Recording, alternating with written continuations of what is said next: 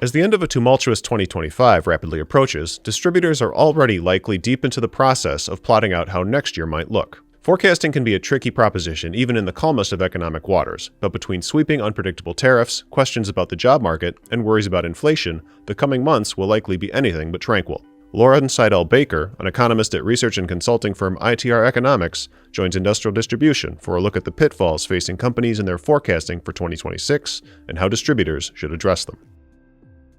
So just to get started, there's a number of potential hiccups when it comes to forecasting, obviously, but if you had to just pick one or two, what are the major things that companies and distributors should be looking out for when they're planning for 2026? The biggest thing, especially right now, is letting emotion or sentiment carry you into your planning instead of using hard data. I'm seeing that so frequently with a lot of the one-on-one client conversations I'm having. It's, I feel bad, and so I'm not investing for next year. I feel like things are down. And my concern, because I do see leading indicators picking up, is that means someone won't be ready for the level of demand that might be coming next year. Can you talk a little bit about those leading indicators you're seeing, just kind of from a broader perspective as we go into next year? Absolutely. So we at ITR Economics have a system of leading economic indicators. We never want to hang our hat on just one indicator, but it's how these items all work together. Right now, what we're seeing, it is gradual uptick in the indicators. Now, that lift is modest. That's why it's easy to miss it at first. But as we use our methodology, which calculates rates of change, you can very clearly see recovery coming in many sectors.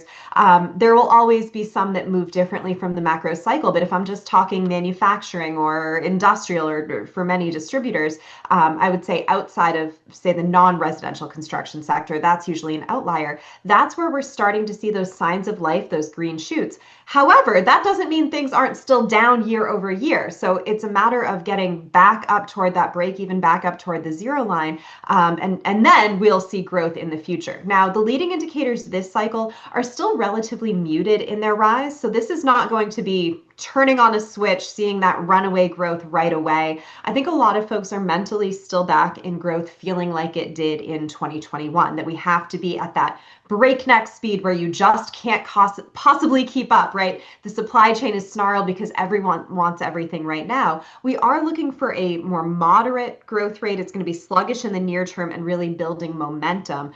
So I would say this time will not be like last time. It's important to know exactly what your industry is up against. Okay. There's a couple interesting factors that we've seen this year, especially, which is tariffs and then the kind of the inflationary environment. So that impacts distributors in particular. So what should they be looking for as they start planning out for 2026? How should that kind of factor into what they are looking for next year?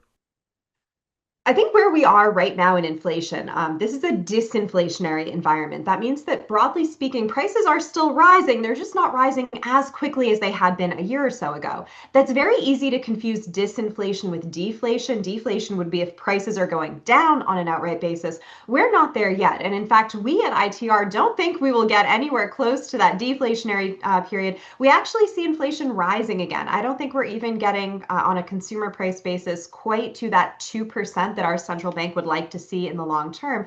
We see these inflation pressures building for many, many more reasons than just tariffs. Tariffs are absolutely an upside risk, but tariffs tend to impact inflation over an elongated time frame. They're very good on a microeconomic level at hitting, say, the price of aluminum or the price of steel, whatever good that that tariff is put on. But on the broader scheme, on a macroeconomic scale, it takes much longer to really flow through the system to final pricing. So we estimate that it takes, on average, between 9 and 18 months for tariffs to really come through to final pricing. So when I'm talking about inflation rising in the very short term, that is for very different reasons than just tariffs. We see this happening with the wage cycle. We see both fiscal and monetary policy in relatively accommodative stances for rising inflation. We see energy prices, electricity prices picking up. So there are many, many more factors. I think it's too easy to focus just on tariffs to give tariffs all of the blame for these prices.